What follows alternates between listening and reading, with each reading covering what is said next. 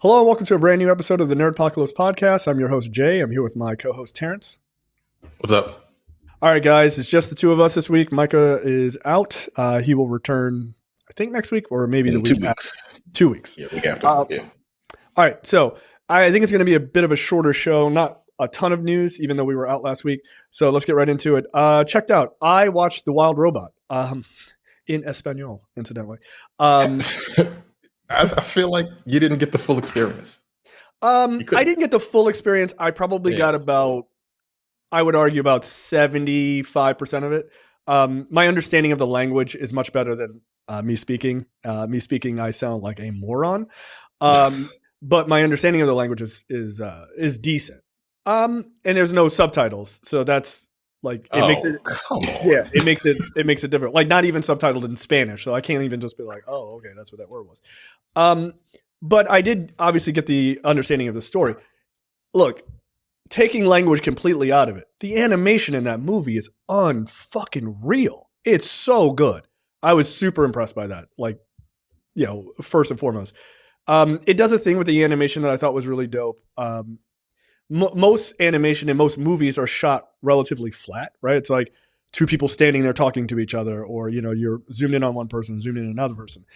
This movie does a lot of sort of camera moving in a way that animation a lot of times doesn't do, which is like, you kind of have the person standing here talking to someone and then they'll rotate it up. Yeah, you know what I mean? And because one of the characters flies and stuff like that, they do a lot of that and a lot of like zoom in perspectives and stuff like that to gauge feeling on non-humans, right? Robots and animals. So they do a really good job with stuff like that, which I appreciated a lot. The story is really beautifully told. It's just like, it's a really, really good story. I really liked it a lot. I want to rewatch it in English, obviously, because I also want to hear the voice work of the American actors. Yes. That's honestly, the voice work itself is like just as good as the animation. Yeah. The animation's great. But like it's the same studio that did Puss in Boots. I told you to watch that 2 years ago and you still haven't done that yet. I have not. Fuck me. This is actually better. They've improved, but no, Puss in Boots is just as good, I believe.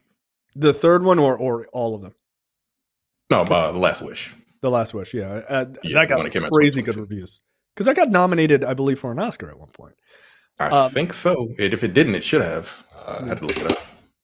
But yeah, look, I think the Wild Robot is really, really good. I was very, very, very impressed. I think it's probably I think you're right. I think it's the animated movie to beat. My top for me was Inside Out too, but yeah, I think this actually beats it. It does a really good job of that sort of idea of like the adopted parent type of thing, and dealing with the kid growing up, and sort of being pulled between cultures and stuff like that. Yeah, I just thought it was brilliant. It was really, really good, and I really liked the ending. I thought it was sweet. So, highly recommend. I didn't realize it was still in theaters. It's fucking on digital now. It's already on digital. It's crazy. Yeah, like it's still in theaters here, but it's still in theaters. Yeah. Oh, really? Out here too. Mm-hmm. Yeah, that's why I'm like, why the hell is it on digital already? It's crazy. I think it's made like $160 million or some shit like that so far. It's on a $70 million budget, it's made its money back. Well, that movie is really good. I watched it again. I watched it on digital like the other night. I really like that fucking movie. I enjoyed the hell out of it. Yeah. And I picked up some more stuff. I think her taking care of this fucking duck, and her and the fucking fox are basically co-parenting, right? Yes. Mm-hmm. Exactly. It's such a good movie, man. Yeah. And there's a part where you may not have gotten. Well, you'll when you actually watch it in English, you'll get way more out of it. I'm sure. But yeah. Yeah, I just thought it was good. Like, there's a couple parts my daughter found a little scary, like sort of in the beginning, right? Where she's kind of unsure of the environment. So there's like the bear, and also like she found those things like a little like But sort of as it went on, I mean, my daughter was glued to the fucking screen. She was like super excited about it. And she's asking questions or whatever, because her understanding of the language is quite good too. But they're also speaking very fast, which is, like the fox talks really quick. But she was like, she got it. Like, she was like, okay. And She was like, oh, like asking questions like, oh, is that why this person's doing this? And I was like, yeah, all right, you understand. So yeah, it was dope. It was dope. So highly recommend The Wall Robot. Absolutely. Or The Savage Robot, as it's called here. I believe is the direct translation. All right. You watched Terrifier 3, the best movie of the year, apparently. Yeah, I went to see this last week. Look, this is a movie trilogy made specifically for certain people, right? It's all about the gore and the visual effects, the practical effects. If you're not into that, don't bother. This one is the second one was 2 hours and 30 minutes, which was fucking nuts. It's insane how long that second one is. I can't really tell which one is better, honestly, between 2 and 3. I like 3. There's some cameos in it that are cool. Some of the kills are. I was in the theater kind of laughing, right? Because I'm a fucking psycho.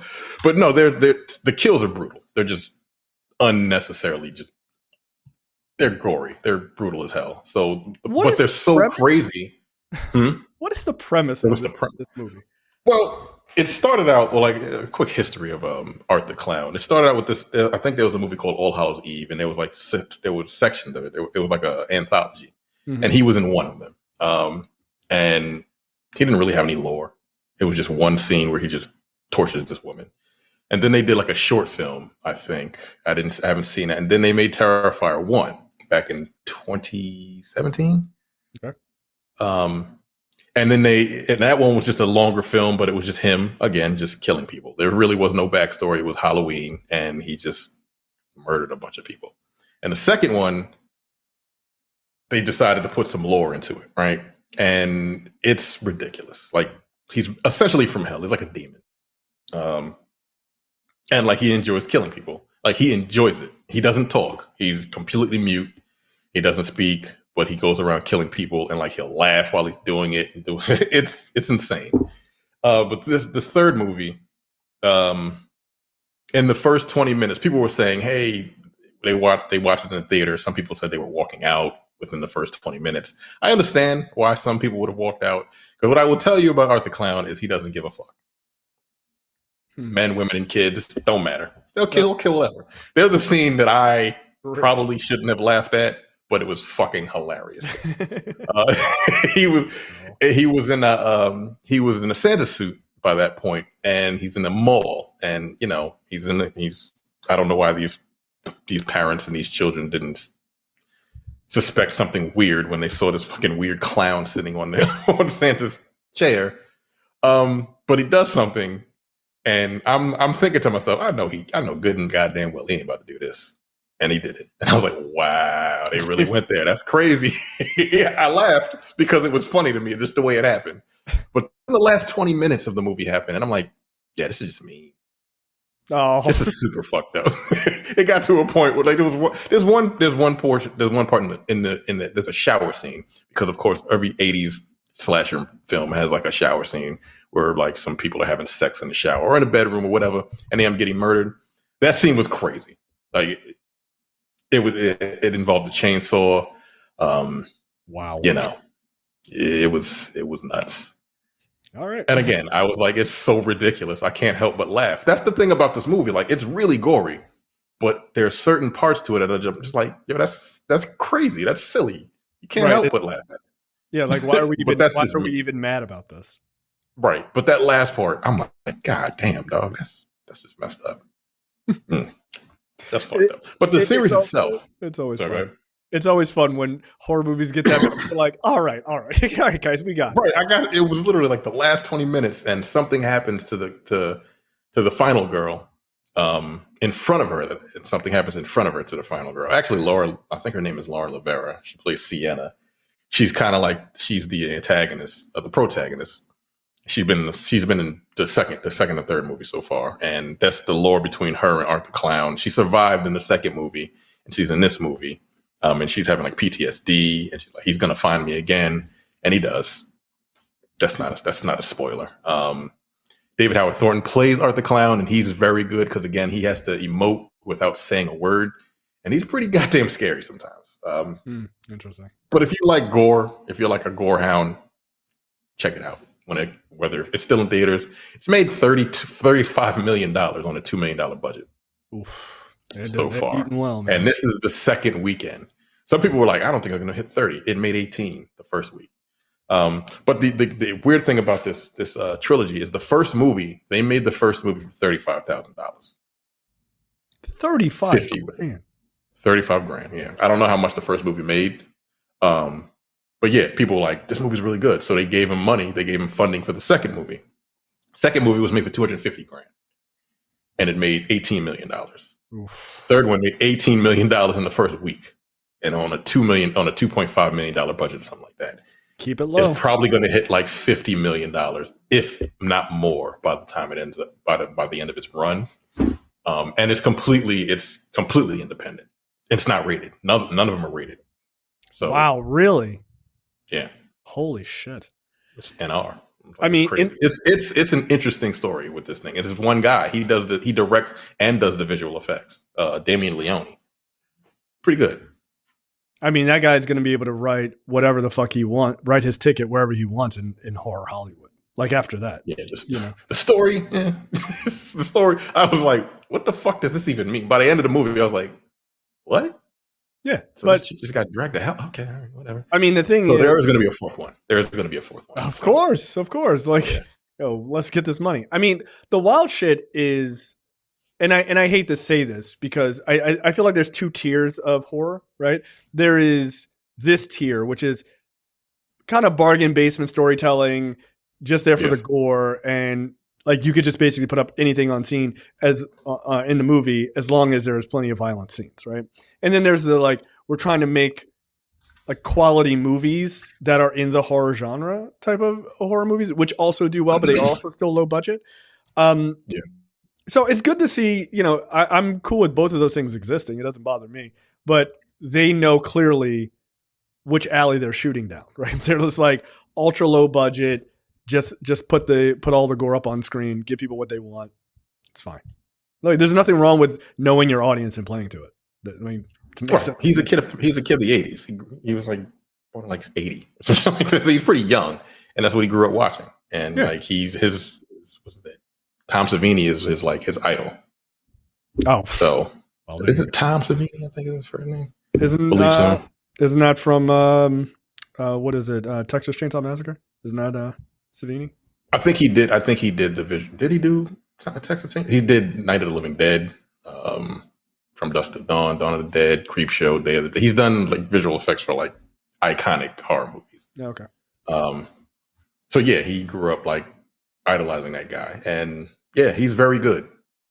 Like his visual effects, his visual gore. It's so over the top. It's kind of hard to be like, if you're squeamish, yeah, it's kind of gross, but it's so crazy and like they just shoved a chainsaw up this dude's ass, guy. that how mad can you be? It was insane. I've never seen that in a movie before, but he was like, "Fuck it, I'm gonna do it." Yeah, it's nuts. It's fun. It's a fun movie if you can handle that type of shit. But I was laughing again. I was in the theater like one of the only people just giggling and shit. People were like, I probably sound like a psycho. They're like, get your kids away from this guy. He's mentally insane. And I checked out one other movie. I forgot to put it on here. There's a movie on Netflix called "It's What's Inside." I don't think anyone has been talking about it. It's not necessarily a horror movie, but it's like a thriller. I guess you could call it a horror movie. It's basically body swapping, a body swapping movie. These group of friends. This guy's getting married, and this group of friends converge at his mansion, and one of the friends brings this game that basically you put these electrodes on your head, and when he flips the switch, you swap bodies with someone randomly. He knows who's he's swapping, but like they don't, and all hell breaks loose. It's good. Like that feels like a bad idea. It's not like gory. It's not gory or anything like that. But like I'm just saying, it feels like a bad idea. Oh, it's a terrible idea. It's an awful idea. I'd be like, I'm not playing that fucking game. But the thing, you swap bodies and then you get like these people's memories and all this other shit. Oh, hell no. What the fuck? It's such a good movie. And no, I've not heard anyone talk about it. It's Wait, what's really the name good. of the movie? It's What's Inside. Nah, fuck that. dude. No. I would check it out. Like, I think you actually would like it, honestly. No. Again, I'm not against the movie. I'm against the idea of ever doing It's just a something. concept. Yeah, No, you dude. swap bodies. And they get all of your memories. Oh, no. I'm embarrassed about memories I have personally. And they're my memories. Like, what the fuck? Like, it's crazy. And they're walking around as the other person. And they have to guess. Who they swapped with. And then, they don't know. Yeah, at first? they don't. They don't know. Like, they know who they are, right? But they're like freaking out because they're like they can't see themselves. But like the other people have to guess who the other people are swapped with, and then like so you got to like know your friend's mannerisms and shit like that. And then once they figure it out, then they'll swap back. But something happens, and there's like sexual tension between certain people in this friend group and all this other stuff. The way it's shot is really cool because they'll have swapped, but then they'll show you who, because sometimes you don't know who the fuck they swap with, right? As the fucking person watching, and then all of a sudden they'll swap it. They'll show like a scene where it'll turn red, and then you'll see who the actual person is and who they're talking to, and it's like, how is this going to work out? This is not good. This is not good. And what people have inside their heads need to stay inside their heads. This is a terrible. Keep that shit locked up. But it's good, man. I recommend it to anybody that enjoys that type of shit because, again, I haven't heard anybody talk about it. I just randomly watched it the other day, and I'm like, it's pretty goddamn good. The direction is kind of wild. It's like all over the place. It's like real quick cuts and like panning shots, and it's wild, but it's worth a watch. Okay. By the way, I found that movie you and I had talked about offline, an action movie a lot of people are recommending called The Shadow Strays. It's on Netflix. So check that out. I'm gonna try to watch that maybe today. I'll talk about it next week. It looks dope. And it's incredibly violent. So I'm here for that. And it's got like body shit in it. Ninjas. Which, I'm a giant dork. I'm here for that. All right, Terrence, topics, take it away. Okay. Okay, first up, Henry Cavill to star in the Voltron for Amazon. I guess Demetrius is very happy about that. He hit us up and was like, I know all the characters. I was like, of course you do. Of course you do, you nerd. So yeah. Rawson Marshall Thurber, the filmmaker behind the Netflix hit Red Notice. It was a hit, I guess. It wasn't very good, but it's directly live action adaptation of this movie. It's going to start shooting in Australia this fall. Yeah, this is with Tom. What was it? Tom Holland's understudy in one play. Yeah. Right. Again, they had like 3 pictures of him online. I have no idea who that kid is, and he looks like he's 12, but he's like 25. It's weird. Yeah. Henry Cavill, the Superman actor and the star of The Witcher, has come aboard to who is he going to play the top line in the live action feature based on the mecha anime that Rawson Marshall Thurber is directing. The actor joins Daniel Quinn Toy, that's the kid, studio and director with his West End work opposite Tom Holland and leading the roll call. We know what Voltron is. It's based off of Beast King, Go Lion, and Kiku Kentai Dairuger. What is that? 15? Yeah. Fuck. Cool. That was my favorite one during that time it came out. 14 was not as good, but 15 was where it was fucking hit. Yeah, 15, they started hitting their stride. Cool. Voltron Defender of the Universe, which ran in the mid-1980s, the premise centered on 5 young pilots in a battalion named the Robot Lions, which are vehicles that join together to form a mega robot known as Voltron. No plot. We don't know what's going on, how this movie is going to turn out. Does Cavill being aboard, a name that we actually know, I think an actor we're fine with. Does that make I like Henry Cavill? Just stop dating 18-year-olds. That is just really weird. 40? Yeah, that's not okay. Does that give you any sort of impetus to watch Voltron or more interest in it, or no? No. Here's the thing. I watched Voltron as a kid. What I will do, if a trailer is going to determine whether I'm going to really care about it or not. Yeah, it's just not a property that gets me jazzed up. Like, oh shit, Voltron, son. And that's fine if it does. I don't have a problem with that. But yeah, for me, it's just not one of those IPs that immediately I'm hyper interested in it. I'm interested to see how they do it. Because that last Power Rangers movie was fine. Like I wasn't blown away by it, but I thought like concept wise, like how they did the big Zords and everything else, it did work. You know, that part. Yeah, that worked. The problem with that was it was too long, and they waited way too long to turn into the Power Rangers and actually jump into. Like they did it like the TV show. It was always like the last 5 to 10 minutes they turned into the Power Rangers. Right. If you're gonna make a 3 hour, right, if you're gonna make a 3 hour movie, like they need to like get their ninja powers in the first 10 minutes and have them fighting and get a Zord like an hour in. And then, you know, like maybe they link up once or twice, but it's like unsuccessful. And then you get the big successful fight at the end. But it was like an hour and a half to 2 hours before they got into the fucking suits for real. And it was like, all right, this is way too long. So yeah, cool.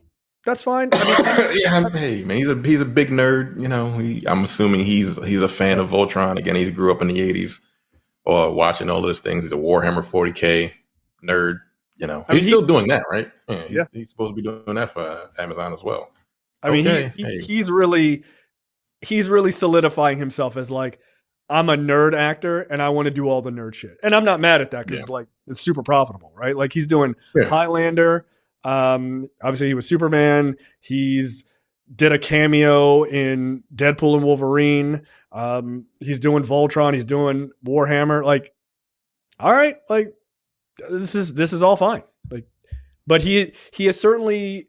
I hope it all works out for him because you are really you're putting a lot of eggs all in one basket of sort of nerddom, right? Because if that eventually collapses and everybody just sees you as just that, then that's a problem with your career. It doesn't seem like it's slowing down anytime soon, honestly, but that's just as an aside. So, I mean, good for him. Yeah, well, his big breakout was what? The Man of Steel? Right. What was he in before Man of Steel? I don't even remember. I don't remember. The Immortals? I'm sure he was in a bunch of stuff. Not really. Immortals, yeah. Well, that was him. He just wasn't as fucking huge as he was. Yeah, he was a lot thinner. He was like jacked. But he was he was shredded, but he was like 100. He was like maybe 200 pounds instead of 250. I don't even think he was 200 when he was in the Immortal. Yeah, maybe not. Yeah, I forgot that movie. That movie was ridiculous, but I really liked it. Like I liked the insanity of that movie. It felt like a Zack Snyder movie, honestly. Yeah, who directed that? Like in the way it was shot and just the action and everything. Yeah. Who directed that? Oh, Tarsem Singh. That makes sense. Okay. Yeah. Yeah. Less story, really beautiful visuals. I mean, Tarsem Singh did what? The Cell, The Fall. You know, like he is all about doing incredibly beautiful visuals. Storytelling often leaves something to be desired, but they're still fun to watch. But I liked Immortals. Now it's been a while since I've seen it. Maybe going back, I'd be like, okay, this is nice. Well, remember, it looks good. It looked dope as shit. All right, next up. I don't know. I think people were just asking for this once they saw him in Rebel Ridge. But Lantern finds it's John Stewart with Aaron Pierre. Look, I don't know.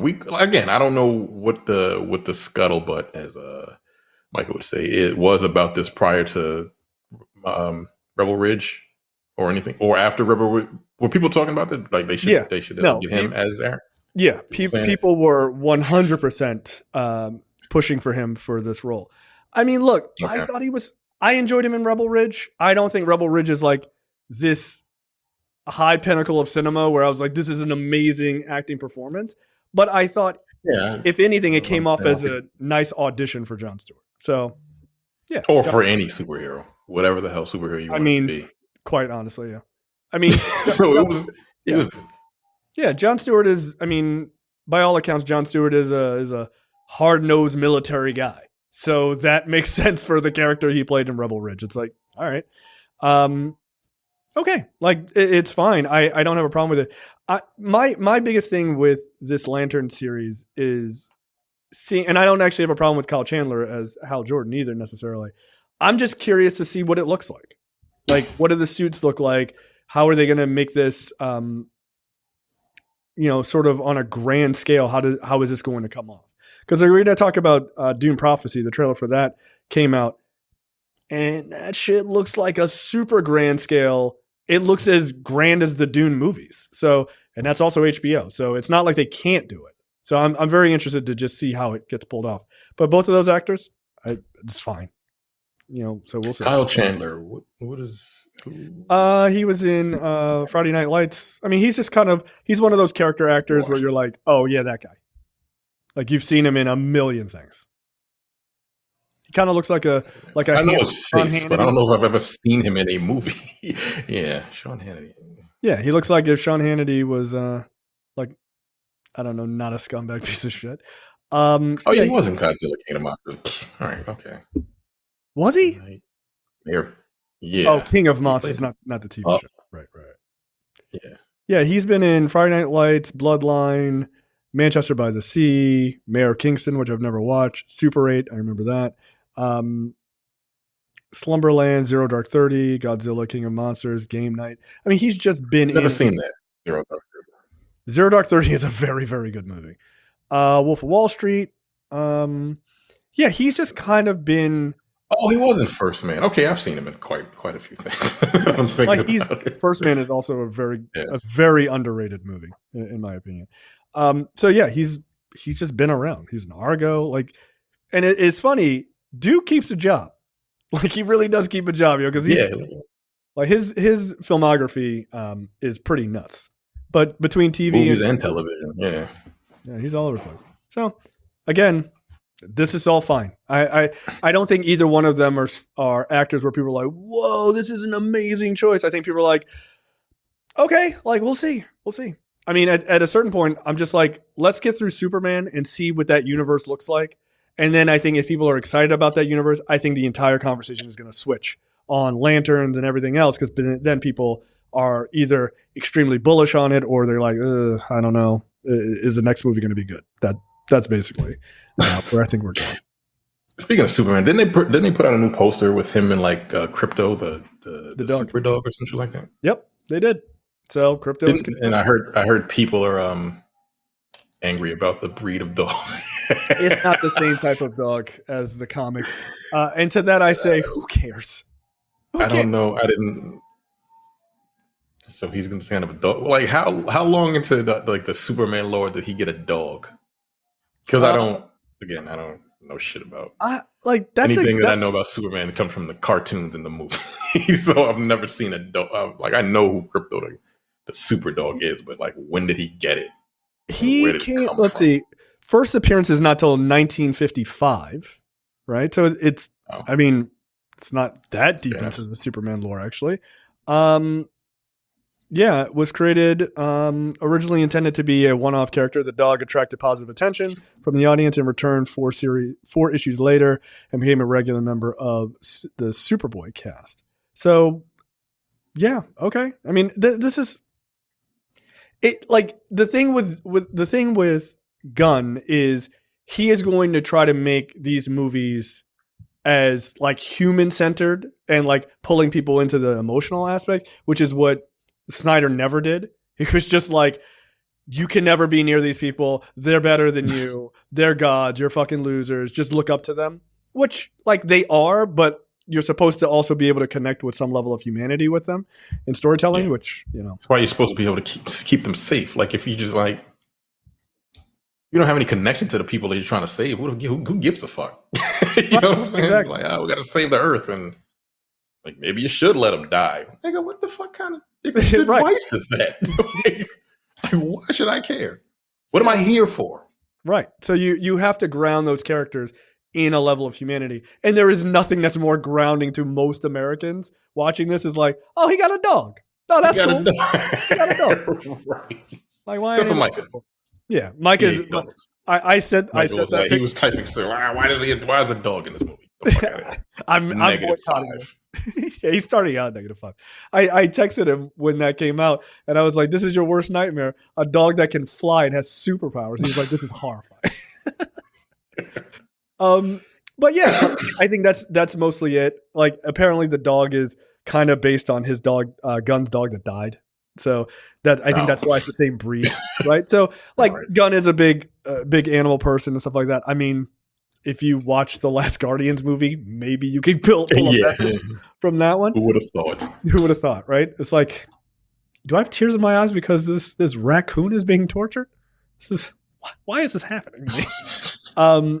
So yeah, look, that's fine. That's fine. If this movie is going to be all about pulling people into the lore of believing in Superman as a character again. Like that's the whole idea of it.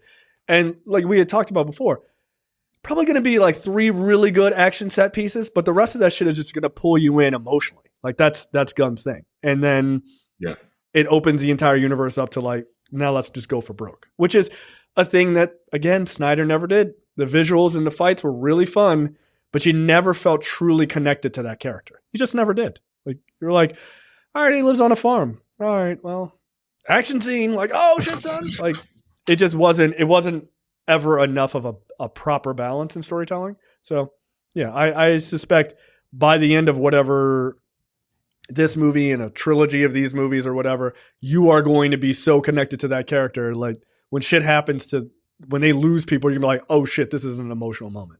Which was like, oh, so-and-so died? Who gives a shit? Like you just didn't care. Like, oh. But they killed him in the second movie, though. Right, you never had a chance to connect. They killed him in the second movie. Which is Batman vs Superman. I'm like, okay, well, what are we doing cool. now? Are you sad? I was so I stupid. just met him. No, I just met this nigga. I don't know him like that. Are you sad Jimmy Olsen died? Who's Jimmy Olsen? Like we barely got to meet that character and they fucking killed him. All right, cool guys. That was good job. Like, all right. It's like that's fucking stupid. So yeah, crypto. There you go. All right, let's continue into topics. They're making a new American Psycho film. Yeah, I saw this it was curious. the other day. Luca Guadagnino, probably bad in pronouncing that, is in talks to direct a new American Psycho film for Lionsgate. The filmmaker is in final negotiations to helm a new film adaptation of Bret Easton Ellis's 1991 novel American Psycho, which is a really wild read, by the way, I will say.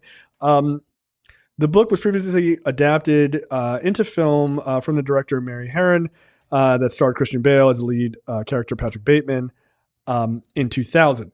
Look, if you have never seen American Psycho, one, what is wrong with you? It is a great movie.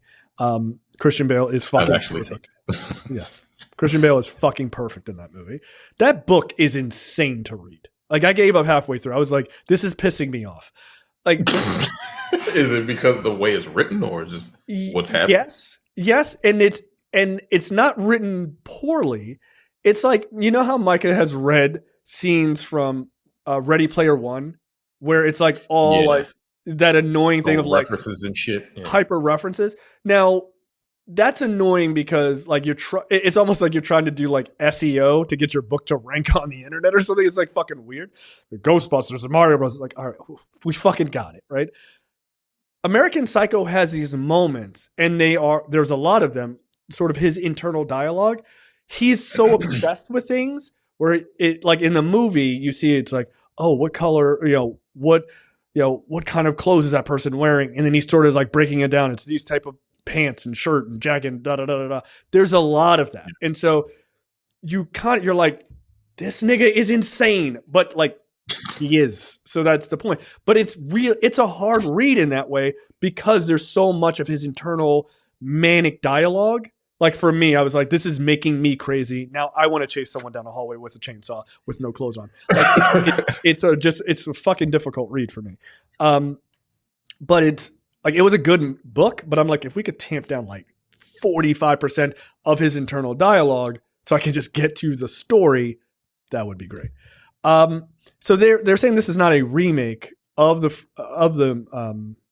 movie, which doesn't make sense because they're saying this is a new take on the book. And I'm like, well, the 2001 is also a take on the book. So that technically is a remake. I don't understand what you mean by the difference.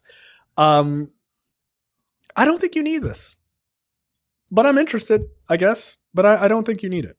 What are your thoughts on And this? who's going to be playing Patrick Bateman? No idea. Because that's a character that, like, what's his name, killed that character. He crushed that role. So, and I guess you've got a new generation of people that may have never seen it, but like that generation also has never read the book. You know what I'm saying? When did the book come out? 91. 91. Yeah, that book is fucking 30 plus years old. Look, when I saw it, he said he wanted to make it an adaptation closer to the book, I think is what he said in the article that I read. I don't know what that means. Again, I haven't read the book. All I've seen is the movie. I just want to see who's going to be playing the character, because that's going to be some big shoes to fill for people that like have seen American Psycho and love that movie. Yeah. Who's the audience? Is my question. That's actually a very good question. Who is the audience? I don't know. Now, here's the thing. This is like, when I initially read this, I was like, this feels like a bad idea, especially considering the story we're going to do next. But then I didn't know who the director was, but then I read what he did. Wasn't Challengers really fucking good? The one with Zendaya? So I kind of want to see what you do, but I do think that it does matter a lot who you have as that, as Patrick Bateman. I got to tell you, it's going to feel super stereotypical to make this choice, but somebody like Timothée Chalamet might actually be really interesting, right? Because he's the right age and he's the right person for that like younger demographic who you're probably trying to touch with this. Mm-hmm. I could see him doing a really good job with that. But you got to go full crazy, dude. Like you got to get jacked and fucking be, like his whole thing is he's just so obsessed with like how he looks and perfection. Yeah. And it also a whole scene of him talking about fucking business cards. Yeah. he's a that scene is crazy. Yeah. He's a psycho. Or the beginning of the movie where they're showing him like working out and him using very specific products, and I don't use oils on my face because it dries out my skin, and it's like this constant fucking insane internal dialogue. Yeah, this role is one of those roles, like if you get the right actor and is written well, and again, this guy did Challenger, so maybe it will be. It could be great. It could be. One of those rare moments where you get like the original film adaptation was awesome, and then here's this remake a number of years ago, and it's also equally awesome. But this is a big jump. They tried to make like Did he write and direct Challengers? That's a good question. Let me look. No, he just directed it. He just directed Luca Guadagnino. Is the G silent? Like G's moving in silence like lasagna? I hope not. Guadagnino. I'm assuming it's Luca Guadagnino, because Guadagnino is weird. It doesn't hit the ear quite right. Yeah, it is. It's the ear roll. I'm assuming it's Guadagnino. That's much right. Now he also did. He didn't write it. But he also did Call Me by Your Name, which also I heard that was good. Got extremely good reviews. Also, yeah, he's actually done quite a lot of really good stuff. So I'm not against it necessarily. I was like, my response to it initially was just, why are you trying to remake this movie? But then looking at who it was, I was like, that's probably not the worst choice, honestly. So we'll see. I don't know. It's going to matter. It's going to come down to writing like a lot. So I heard the Suspiria remake was pretty good visually. I've heard positive talk about that as well. So Bones and All also heard was pretty good. But these are everything he's just directed. He's only written 3 things, and that was back in 99, 2005, and 2009. Everything else he's just directed. So it'll look good. And like the things he was doing in Challengers, like directorial wise, was really good. I think Chalamet might work. Glenn Powell did a really good impression in Hitman. I could see that. He's he's a good looking dude. He's got like real charisma. Because that's the whole thing is, you like the guy, but then you're also like, I'm horrified of the things that you are doing behind the scenes in your mind. Again, which is why you don't want to switch bodies with people. Terrible idea. And what time period is it going to take place? It has to be. Is it going to be the 90s? It has to be the 80s, yo. It has, because it takes place in the 80s. Like the whole point of the 80s is like that Reagan era of like extreme greed and yuppiness and stuff like that. If you move it out of the 80s, I feel like it doesn't work. Contemporary, it's going to be too weird. No, you got to keep. You have to do a completely different story. Yeah. So I guess it's got to be the 80s. Okay, I just want to see I want to see who plays Patrick Bateman. That's all I want to see. Once I see that will make that will determine whether I really care or not. Yeah, Glenn Powell is a really good choice. I like. Now, have you seen the Hitman? No, I heard you were saying it's really, really good. Yeah, it's good. Yeah, I think Mike and I both saw it. He did a Patrick Bateman impression. One of the characters he was playing was Patrick Bateman, and it was pretty goddamn spot on. Yeah, I like it. Was really funny. I like him as an actor. He's fun. Everything I've seen him in. I want to see Twisters as well. Just because I love Twister, the original, because it was the summer I worked at a movie theater and I saw it, 16 fucking times. But I like that movie a lot. And so this sort of like spiritual successor, I'm down for watching. You know what I'm not down for watching? Anything by Lionsgate this year. Good Lord. Lionsgate has had 13 flops or underperformances just this year. I don't know if you've seen clips of Megalopolis. Nigga, trash. Have you seen clips of Megalopolis? Have you seen any clips? Yeah. Nigga, what the fuck? It looks insane. Movie? What is this movie? Oh my God. Well, he put up his own money. Yeah. I wouldn't have financed $150 million or some shit like that. I wouldn't have financed it either. Like if I was anybody, I wouldn't have financed it either. No way. Didn't he sell part of his vineyard? Yes. Yeah. To do this? Mm-hmm. Like he really believed in this movie. Hey, look, good for him, right? You got to believe in yourself. Yeah. Like you're an icon. You're like 89 years old. Whatever, dude. You don't need that money no more, right? Go on now. How much money has that movie made? Like $10 million. Yo, it's I know made. Terrifier 3 has beaten it already. It's made $11 million. $11 million. That's embarrassing, man. It's super embarrassing. Comic book movies are all garbage. How much your movie make? Wow. Why you asking? Why you bringing up old shit? Like, yeah, ain't nobody seen this. Get out of here. So just this year, Lionsgate put out Miller's Girl. Oh wow! Yeah, this chart is fucking disastrous. Miller's Girl, Ordinary Angels, Imaginary, Arthur the King, The Ministry of Ungentlemanly Warfare, Unsung Hero, The Strangers Chapter 1, Borderlands, The Crow, Megalopolis, The Killer's Game, Never Let Go, and 1992. Okay, the big flops. 1992, The Killer's Game, that was a Dave Bautista movie, which looked horrible. That's only made $5.9 million. Megalopolis, like we said, cost $136 million. Lionsgate only covered distribution fees, so good for them. And that only made $11 million. Nice. The Crow cost $50 million. That only made $23 million. Borderlands cost $120 million. That made $32 million. And the Ministry of Ungentlemanly Warfare cost $60 million, and it made $26 million. I actually like that fucking movie too. Yeah, it's fine. It was what's the Quentin Tarantino movie? Inglourious Bastards. Yeah, it was. We have Inglourious Bastards at home. Like that's all it is. But I enjoyed it. Apparently, not many people did.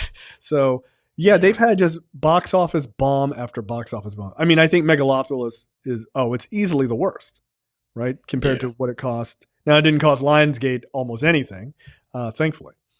The studio does have a financial backlog from its 2023 hits for security, of course.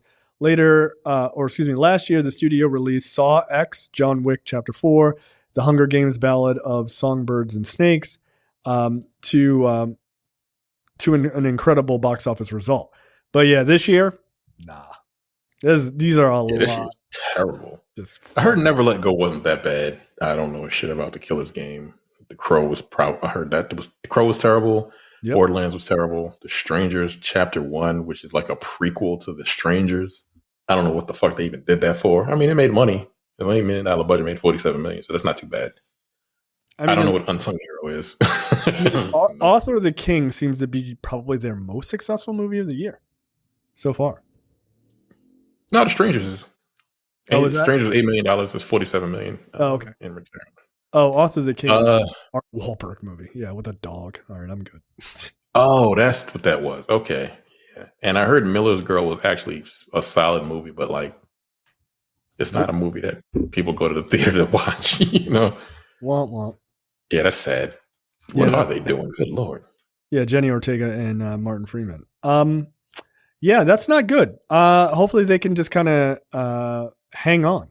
Just hang on until next year, Just get through the rest of this year. You only got a couple more months and just let it go. They need a Tyler Perry movie to make up to put some revenue in their pockets. I mean, it's gonna make $50 million.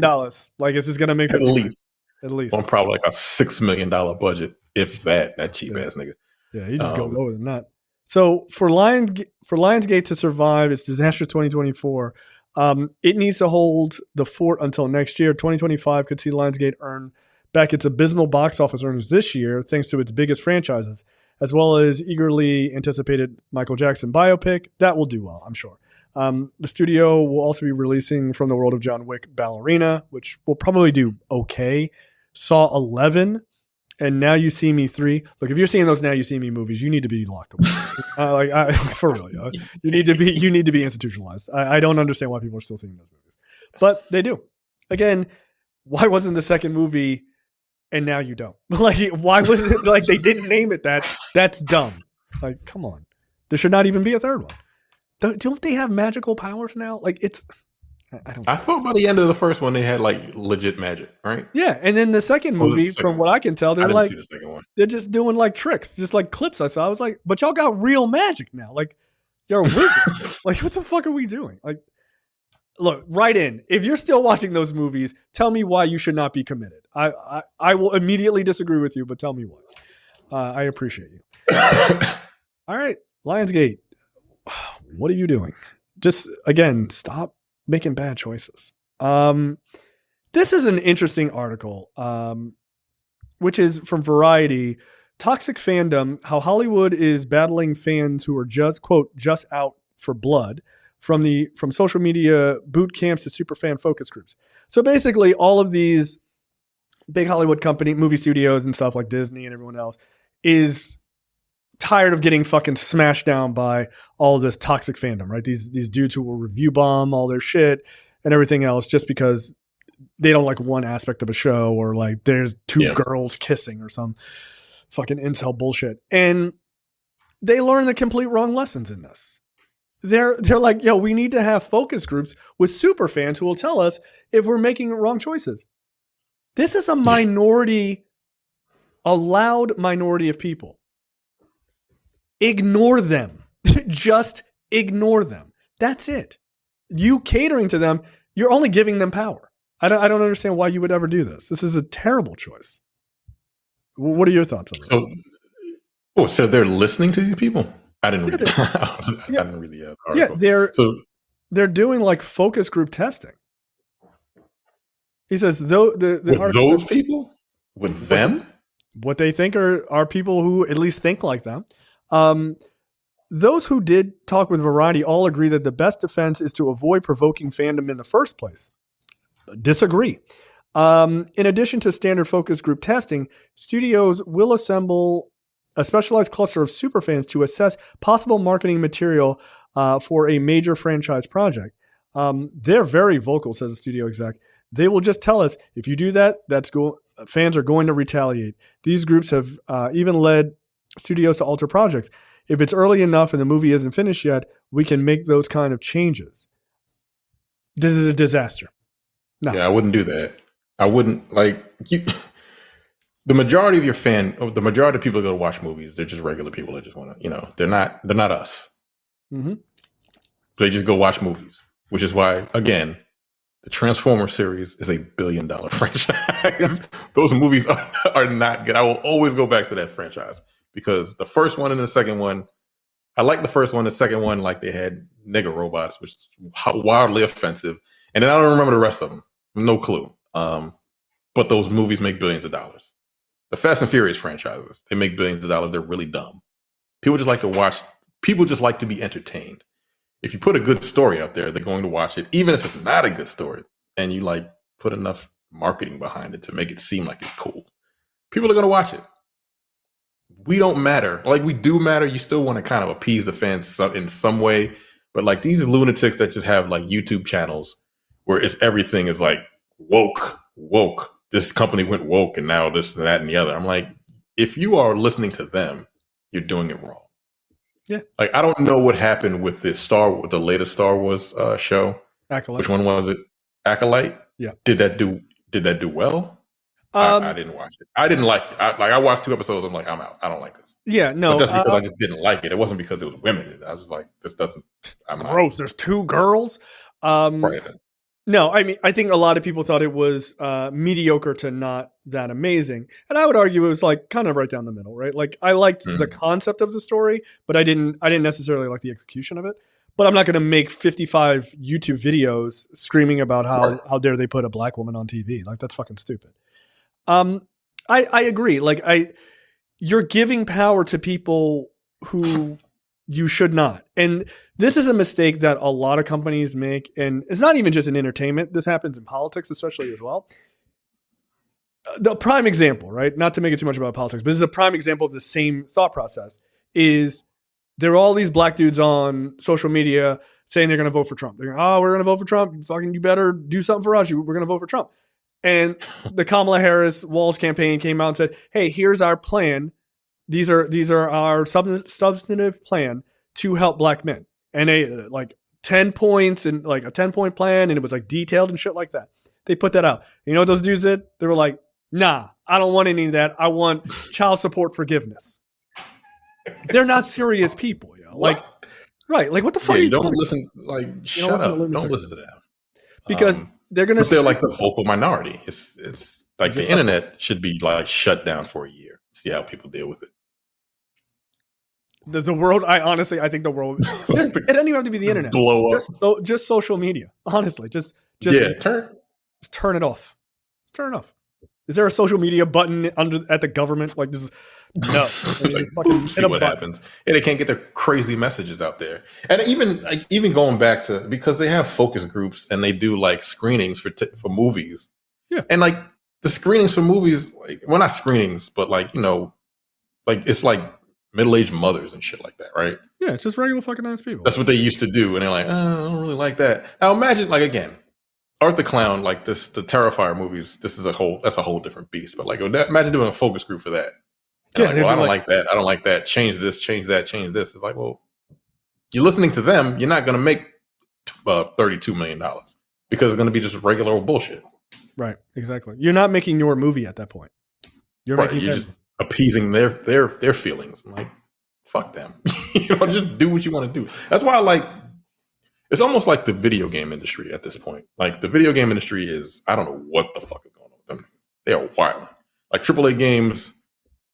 I don't get it, but they're still making money. But like indie games, people like indie games more. Like people are like really going towards indie games because they're doing different shit. They're not trying to chase trends and shit like that. So they're doing really well. Like one person can come out with a game. Like I believe like one of the biggest examples of that is Harvest. It's not Harvest Moon. There's some farm game. This one dude did it, and he's been selling this game for like 10 years now. He doesn't need no more money. And he keeps updating it. But people love the game. And it's just him. Right. You don't need a massive team behind you. Stop listening to all these fucking people. Because they're fucking ruining movies. They're not... Vocal minority is fucking up the movie industry. Yeah, I mean, quite literally, if you listen to them, okay, you would never... Like, let's talk about when, like, the MCU was at its peak, right?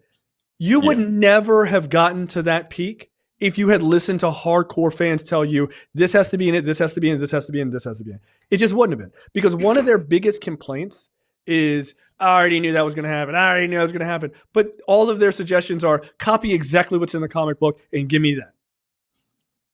Okay, now then why watch it? Why don't you just fucking read the comic books, right? So I understand wanting to avoid like early like craziness. I understand that, but you're never going to avoid that if you're so desperately afraid to offend, right?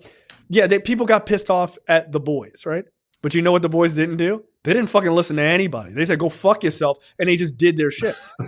And everyone's like, oh, the show's great. But if they were so afraid to like, we don't want to like piss off conservatives, let's fucking ask them what they think, you'd have never made that shit. You would have never made it. It would not have been the show that it is.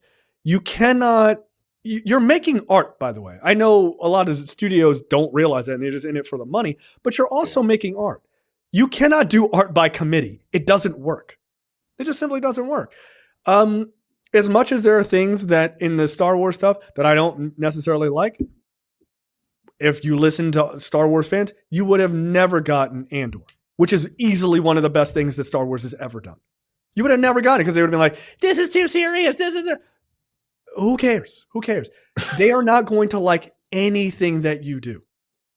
This is not your demographic. That's the biggest takeaway is these people are actually not a part of your demographic. There's a ton of people who are online talk a lot of shit about every one of these IPs. And you know what? 99% of those motherfuckers watch every single thing these people put out. They watch all of it. They watch all of it. They get the money. Like they spend their money just to go online and grieve about it. Like this grievance. It's grievance porn, if you will. Yeah. That's how they make their money. Yeah. So it's fucking weird, man. Like, why do you hate everything? Like that seems exhausting. Because they're just losers. To watch it, knowing that you're gonna, knowing like you might even like it, but like your brand is to hate it. Yeah, that's you gotta jump on YouTube and be like, this shit is terrible. Blah blah blah. I'm like, all right, nigga, you can't. You hate everything, like, really? Calm down. And my biggest thing is, okay, you hate all of this stuff. What is it that you like? Because no one ever asked them that. What are the TV shows and movies that have come out that you like? You tell me there's nothing that you like? If you tell me there's nothing that you like, my question to you is, why do you review movies and TV then? If there's nothing that you like, go read a book. Like, go off somewhere and just read a book and just shut the fuck up. But if that is not true, you can, it's okay to talk about things that you do like. That's way more fun to talk about this shit like, oh, the Wild Robot was really dope, or like, I'm really enjoying The Penguin. It's a great show. I'd rather talk about things I like than a bunch of shit I don't like. Who cares? Like, we talk about the news and stuff like that, of course, but it's way less exhausting, like you said, to talk about a bunch of shit you cannot stand. Why would I watch it? Hey, go watch these 9 episodes of this show you don't like. How about I don't? How about I don't do that? Like, there's a reason we don't do film reviews anymore. Like, I'm going to watch what I want to watch. And if I look at a trailer and I'm like, this looks like dog shit, I'm not watching it. Hey, spoiler alert, you'll never get a review from me on Venom. I'm not watching that one. Venom, The Last Dance, or whatever the fuck it is.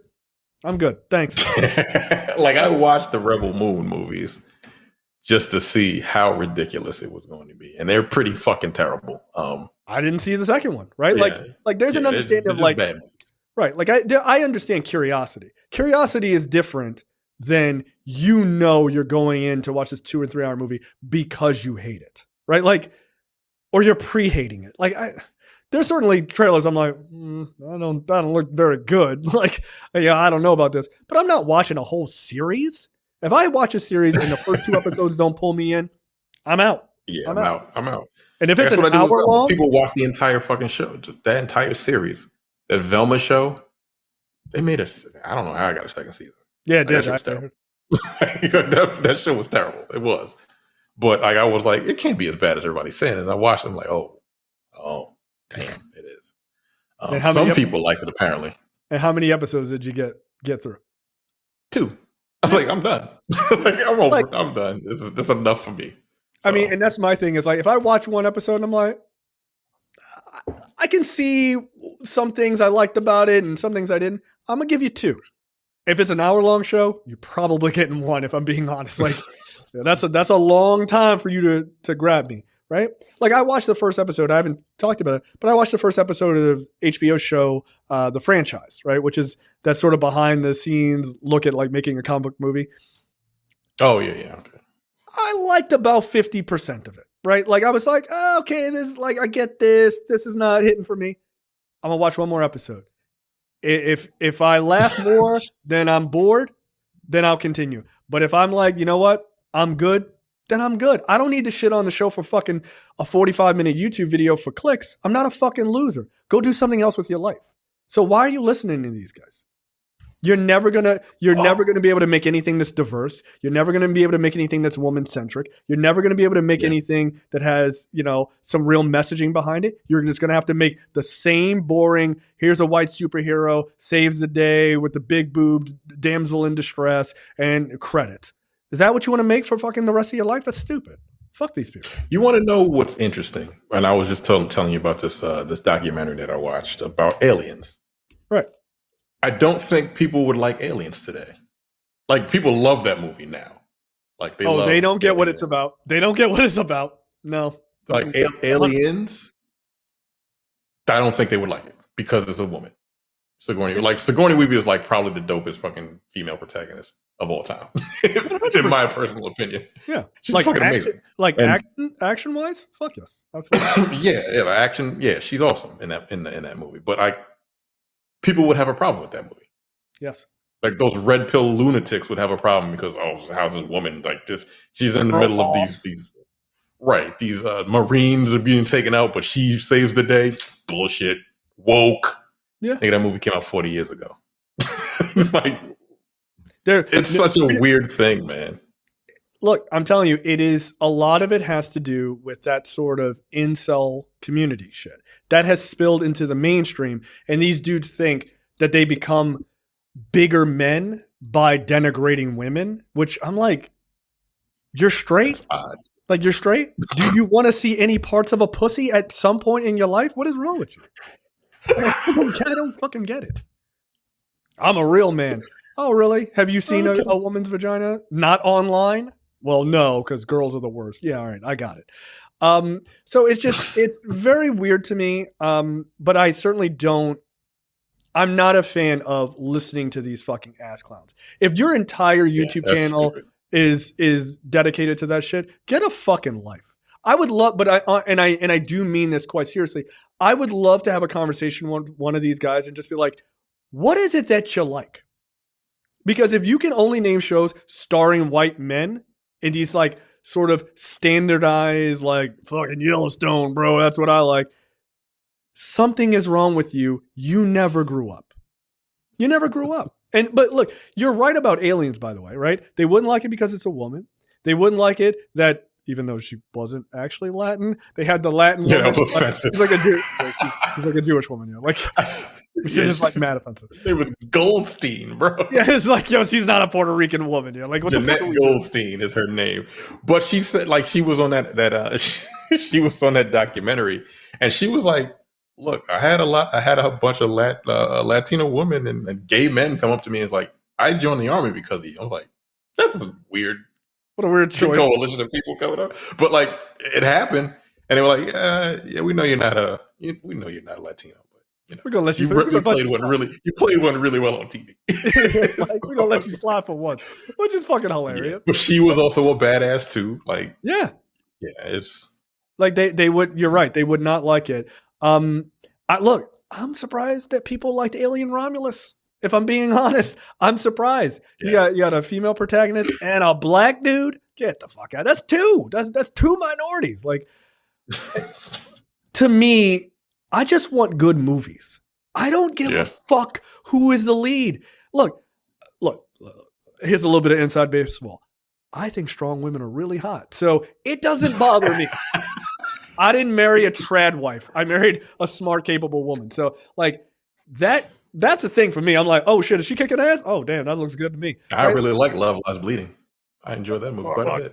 Look, I love that movie. I think it's very, very good. It's a very good movie. I was like, should I have my pants on during this? I feel like I shouldn't. But I saw some dude, he put out a video the other day. He was like, you know who I think would make a really good Wonder Woman? And he he named the woman from Love Lies Bleeding, I was like, that is the correct answer. Like immediately. Yeah, like, what's her name? Like Kate O'Brien or something like that. Yeah, She's Katie not black. She would be perfect. Like she's fucking jacked. She's fit as shit. Yeah. I was like, does it for me. But works for me. Yeah, like I would be the first person in the theaters like, when's the Wonder Woman movie coming out? But like, I don't understand why they think it looks tough to like shit on every project. It's bizarre. It's so weird to me. I'm like, you don't seem tough. You guys seem like fucking losers. You act like little boys in my daughter's class, and she's in fucking first grade, sort of in the middle here. And they're just like, when you're like, I like this person, but like you hit them and you're mad at them. It's like, oh, you like what is wrong with you? Like, it's ridiculous. It's such a weird thing that children do. Like, why the fuck do children do that? Like, talk to each other like, nah, fuck that. I'm just gonna hit that person. Like, all right. Sock you in the arm. Like, all right, well. Like, do you get it? What? Children are stupid. They are. That's okay. They're supposed to be. So yeah, don't give in to these guys. I think it's a terrible idea. Like that's not a good idea at all.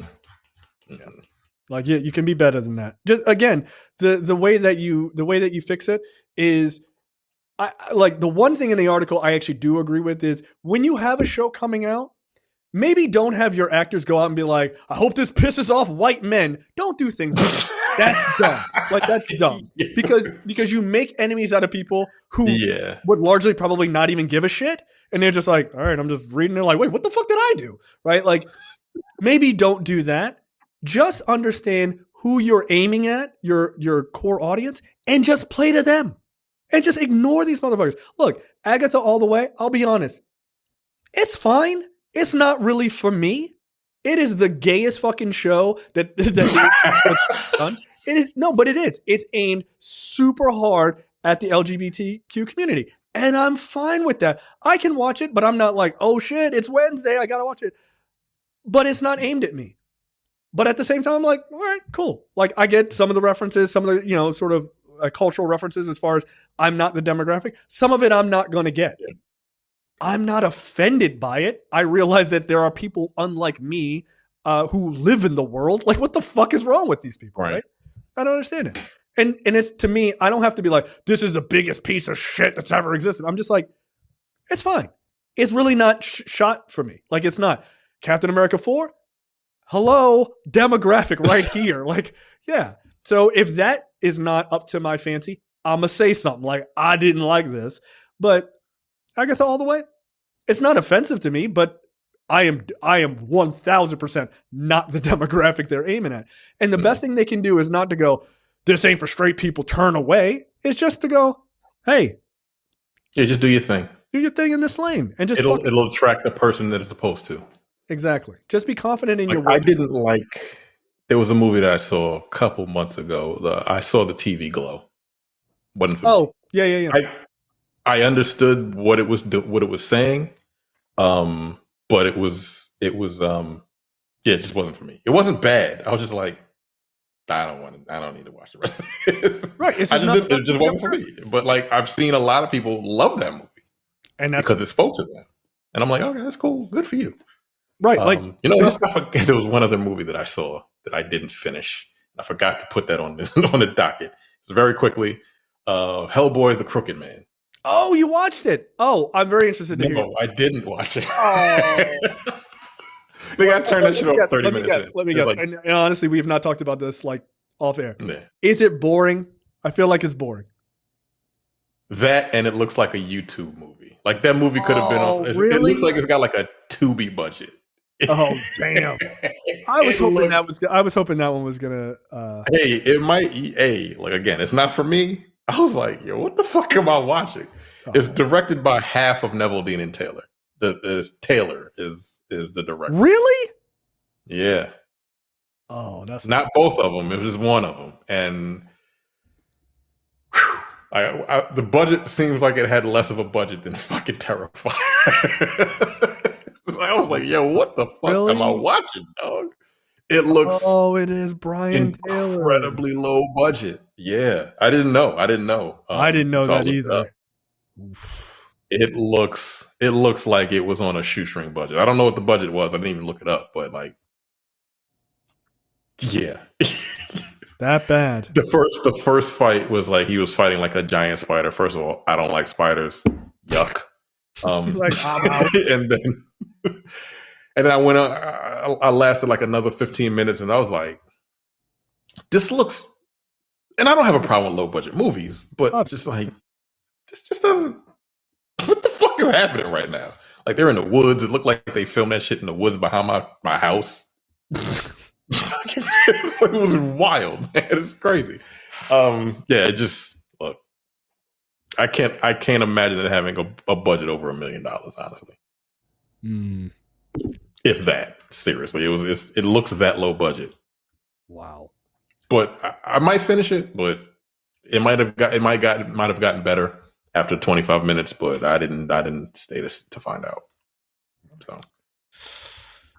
So that's not good. That's not good at all. God damn. Sad. What is the budget for this fucking movie?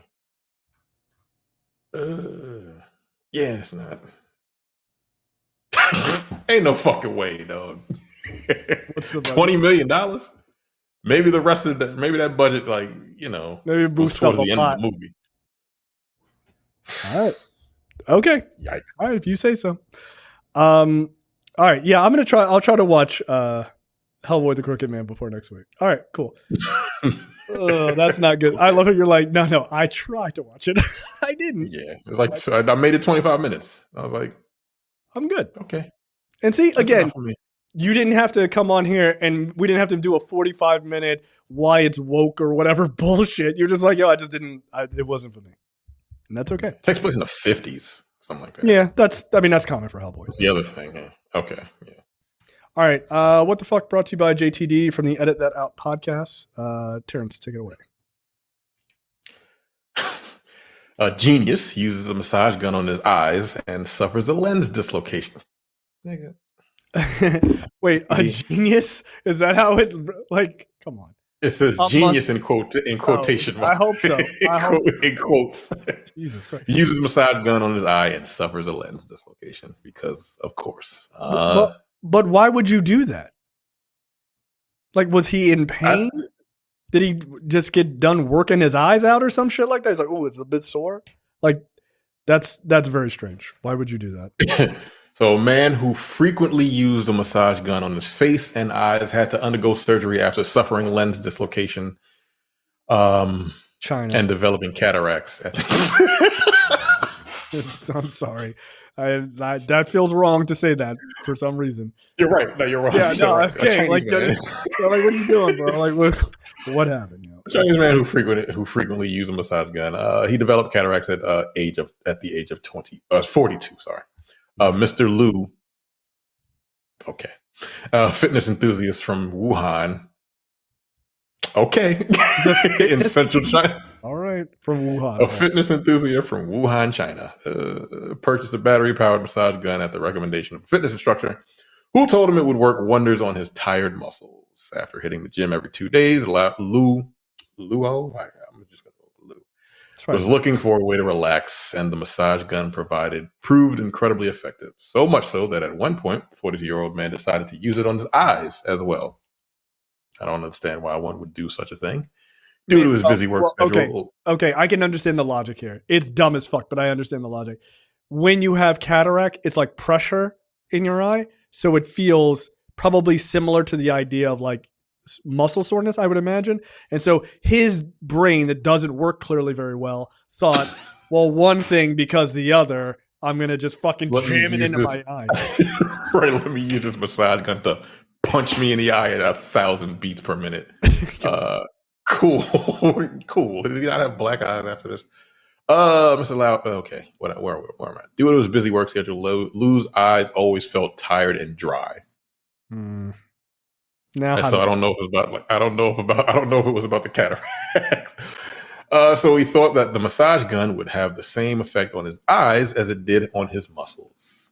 He was gravely mistaken. Yeah, surely you jest.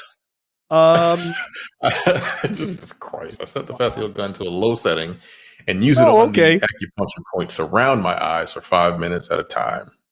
Right. Mr. Liu told doctors at Wuhan University Air Eye Hospital. At first, everything seemed fine. He actually felt more relaxed after those massage guns, after the massage gun on his eyes. But after about a week, he noticed that his vision had become blurry. He panicked and went to the hospital where ophthalmologists diagnosed him with a lens dislocation and cataracts. Also, this caused the cataracts.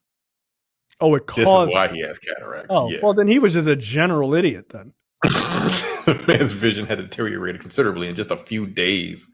So yeah, it was basically like somebody punching you in the eye, repeated around the eye, wherever the acupuncture points are around the eye, several thousand times a minute. Yo, why would you do that? Oh my God. Each day. Okay. He learned that all the symptoms had been caused by the trauma he had subjected to his eye. Oh, was it? Was it, Lou? Really you now? Dumb idiot. What are you doing? Good Lord. He had to undergo laser-assisted surgery to repair the damage to his eyes. Didn't you have that done? Yes, I did. Fix your eyesight. Yeah. I feel like I might. I could have just done this for fucking $29. I could have punched myself in the face with a massage gun for a week straight.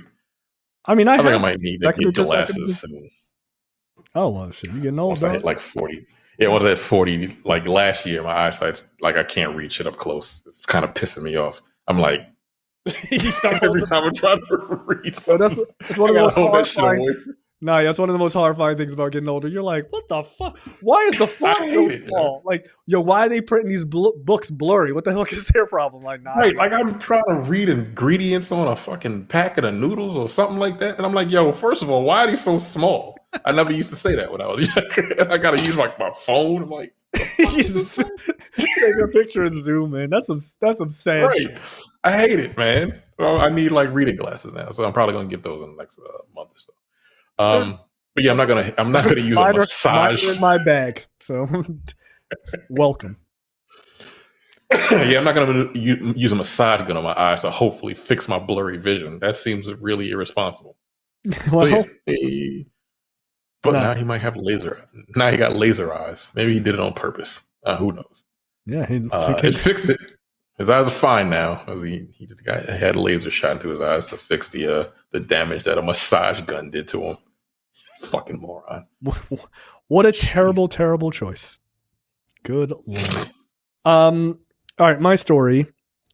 Hopefully not nearly as horrifying and incredibly stupid. European countries struggle to repeal invasion of aggressive super ants. I will give you the option of 3 countries to choose from here.